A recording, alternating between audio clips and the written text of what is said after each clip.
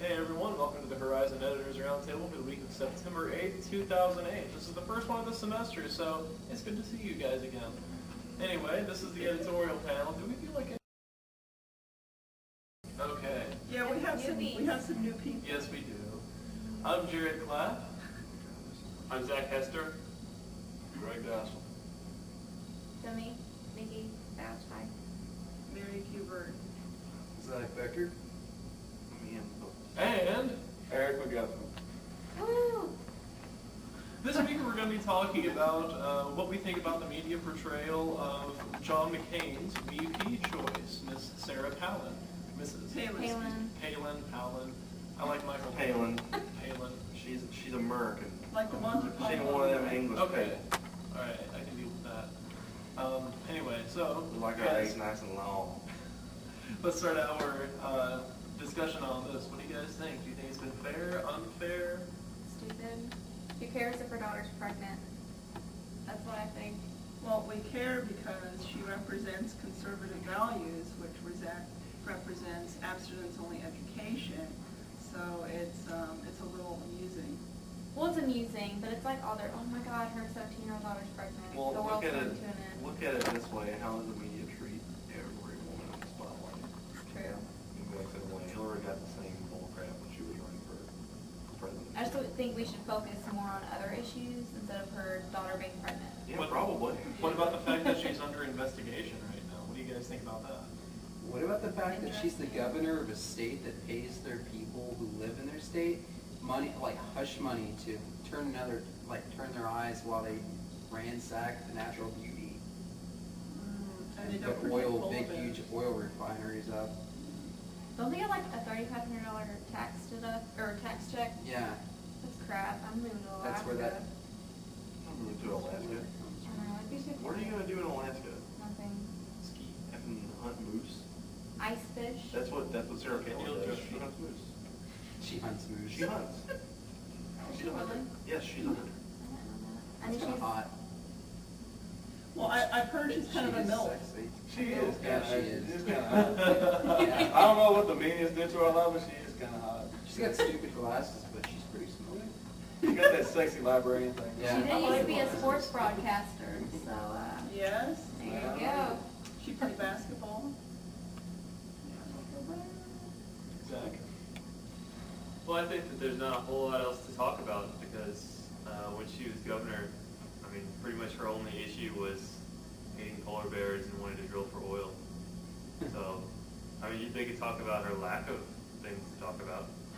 But yeah, she's been like this big reformer and all that, but really, I was listening to NPR a lot and they broke it down. They said most of the things that the McCain people are saying are reform were really she just undid a lot of the things that the governor before her did that were unpopular, and that's how she kind of got in office, that she wasn't him, and then she undid his stuff, and that was supposed to be reform. Well, she put a plane on eBay, right? Yeah, a jet plane on eBay. That's what I. She said it was a waste of tax dollars money, which I totally agree with. A couple days ago during the convention, Chris Matthews, I think it was after she gave her speech, Chris Matthews was talking to one of her, I guess one of her supporters or something. He was like, there's not a better choice out there. I mean, this is hands down the greatest choice that McCain could have picked. And Chris Matthews goes, had you heard of her before last week? He goes, Chris, that's not the issue here. So it's so funny. The thing that you have to understand is, you know, she got vetted literally like 5 days before the nomination was extended to her. You know, Obama was vetting people. I'm not trying to say Obama's better or whatever, but he was vetting people like 3 months and more before he announced Biden was his nominee. Now, they were looking into her history a few months ahead of time, but McCain had only met her one time and spoken to her on the phone one time. Right. McCain. Yeah, before the nomination. Well, and they had the lawyers up there talking to her about, you know, here's the legal complications, here's what might happen, you know, that's what vetting is, and less than a week before the nomination was extended to her. And McCain's openly said that he really wanted Joe Lieberman. He like really I would That's love who- if he would take Joe. That's who he wanted, and Then why because didn't they're- you take him? If that's who you because wanted? it's not up to him. Because he wants to win an election. It's run by other people. And after everybody got so hot and bothered for Obama after the convention, he needed to make the same kind of impact. So choosing a woman, however little known she is, makes that kind of impact. And look at the attention that he got for doing so. He'll get closer to the election and he'll call her the C word, just like he called his wife the C word, because he'll get tired of her. Ouch. Chair. So, Country. but do you think the amount of coverage that she's gotten in the last week or so has been fair? I think so. I mean, she's gonna be, you know, she could potentially be the vice president, or if McCain has a heart attack, the president. So, I mean, I think I would love to know as much as I could possibly know about her. I think, Well, go ahead. I was gonna say, I think that while some unfair things have been drawn to her, you know, people, if you pay attention to a lot of the news places, criticizing her appearance and things like that. And of course, her defenders who are Republicans say things like, you know, that's sexist. You can't talk about that when they did the same things to Clinton, you know, 6 months ago. But that's beside the point. I think that when someone who is elected or is chosen to be elected for the second highest office in the nation deserves a bit of scrutiny, especially when their experience record is so questionable at this point. Why was I she think under investigation? that it deserves a bit of scrutiny. She's under investigation because there was a member of her family who was married to an Alaskan state police officer, and when they got divorced, it's speculated that Sarah Palin had to do with firing him out of retribution and not necessarily for any good cause.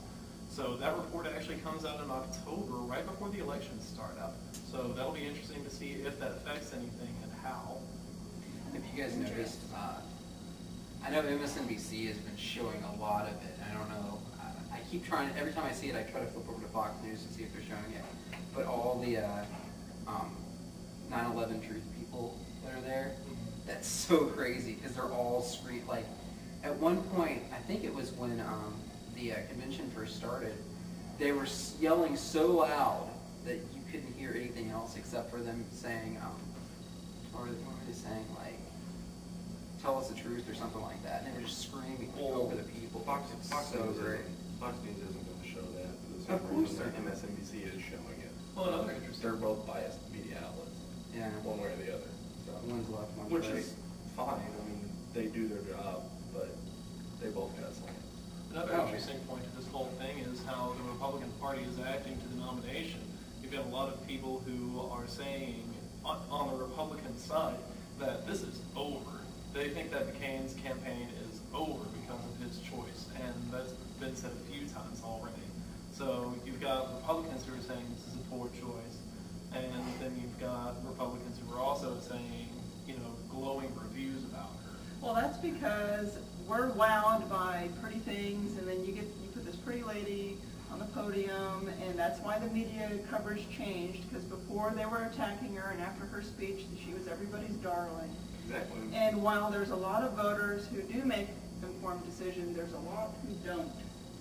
And seeing this pretty lady make a nice speech that she didn't even write on a podium is enough for them to vote for her. So there you have it, guys. Pretty ladies, you've got our attention. That's all the time we've got for this week. I hope you guys enjoyed this one, because we sure did, and we sure missed you. So we'll see you this time next week.